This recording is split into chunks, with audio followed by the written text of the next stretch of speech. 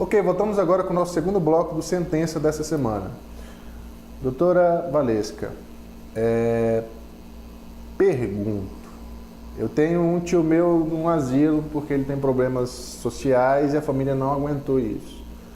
Sou um parente distante, pouco visito ele, mas eu vi que tem alguma coisa errada dentro daquele asilo. Como eu aciono o mecanismo? Bem, você pode acionar o mecanismo hoje através da ouvidoria, por exemplo, do Estado, né, de Rondônia, já que o mecanismo estadual ele é um braço do Executivo, pode encaminhar, pode também encaminhar para CEAS, porque o mecanismo estadual dentro do Executivo ele fica vinculado à Secretaria de Assistência Social. Pode também encaminhar ao Ministério Público, pode também fazer uma ligação por Disque Denúncia, o Disque 100, né?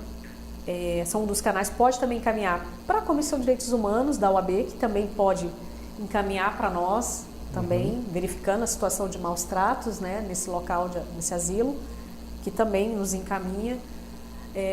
Nós temos também o nosso Facebook, também está lá, MEPCT/RO, Mecanismo Estadual de Prevenção e Combate à Tortura. Por enquanto é o único canal da rede social que a gente tem, né? Correto. Não temos um site ainda.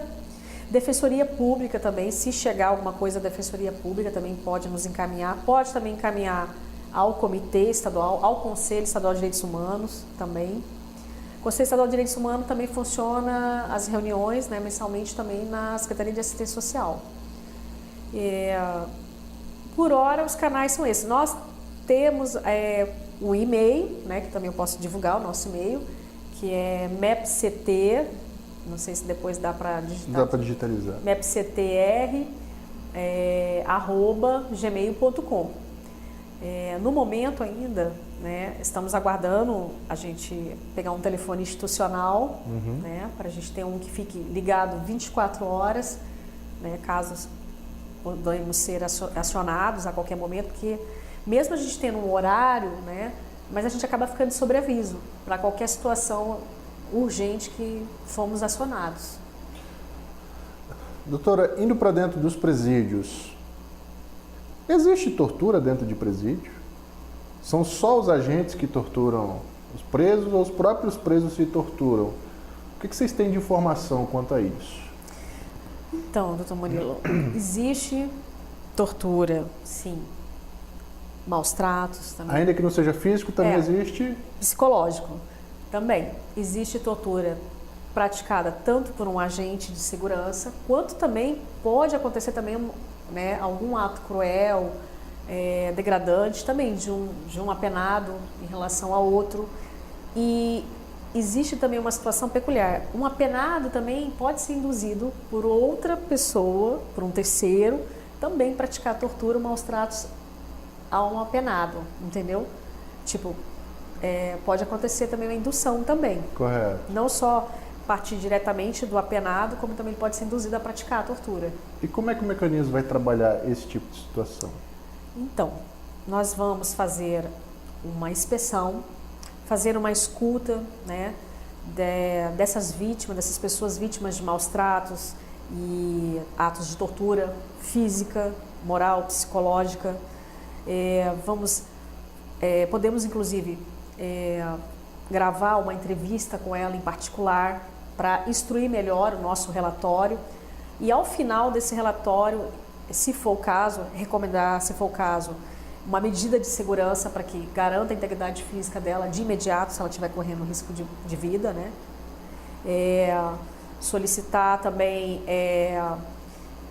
que ela seja depois ouvida, né, perante a autoridade competente, mas e de imediato a gente fecha o relatório, faz as recomendações e dá o encaminhamento, se for caso, solicitando às autoridades a apuração das denúncias. E quanto a essas oitivas, depoimentos, isso é sigiloso? Como é que vai se dar isso? Bem, toda documentação elaborada por nós do mecanismo é sigilosa, né? E se a gente decreta o sigilo nas informações, inclusive até para a gente gravar uma entrevista com a vítima, a gente tem que ter autorização dela, a gente só pode gravar com a autorização dela.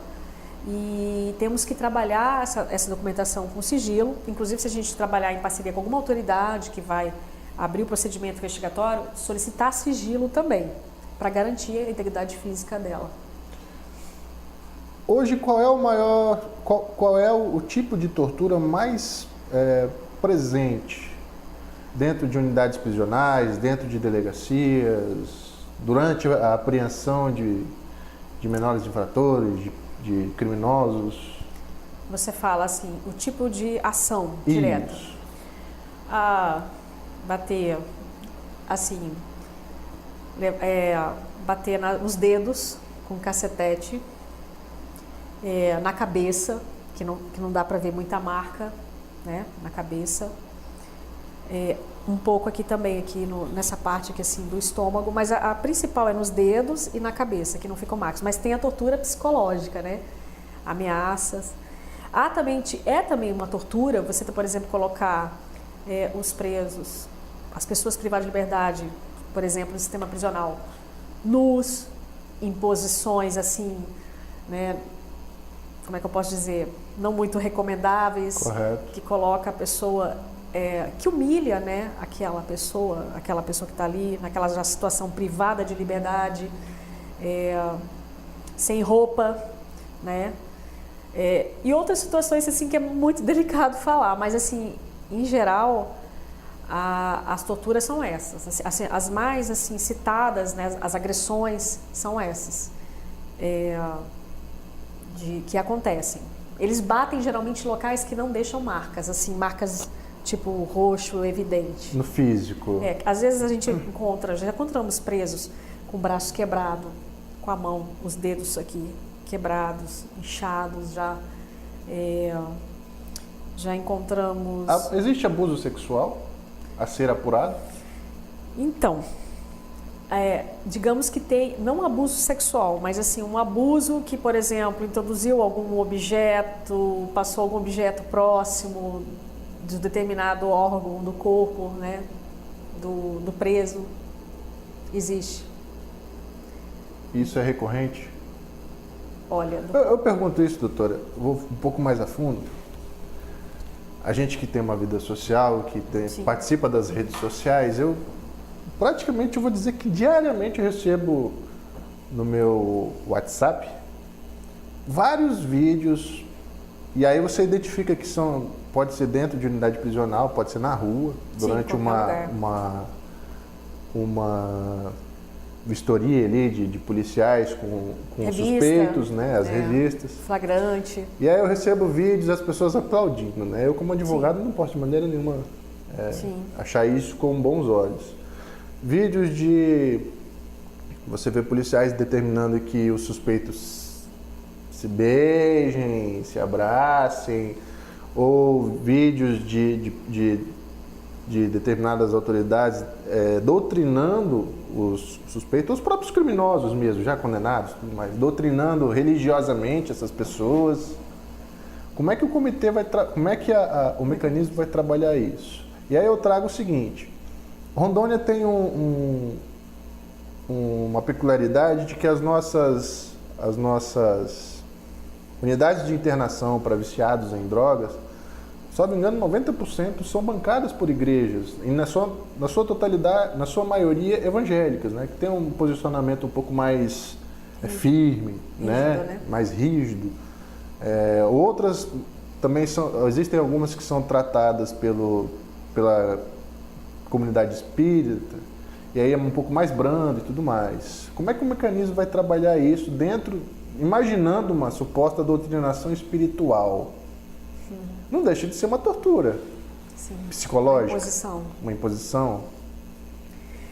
Então, creio que vai ser um grande desafio para o mecanismo. A gente ainda não começou, doutor Murilo, assim, já os trabalhos nas clínicas terapêuticas. Uhum. Em breve a gente vai começar. A gente, como assumiu agora há pouco tempo, a gente está correndo também para fechar nossas ações, nosso planejamento para 2019, inclusive para que nós sejamos incluídos no orçamento, né? Para poder garantir a execução das nossas ações. Detalhe, o mecanismo ele não vai atuar só em Porto Velho. Nós temos que atuar no Estado. Então, a gente pretende, o ano que vem, visitar todos os municípios e todo tipo de local de privação de liberdade em cada município. Nós vamos ter que visitar. né? E, inclusive, o mecanismo ele também tem uma atribuição de, anualmente, publicarmos os nossos relatórios temáticos e não temáticos.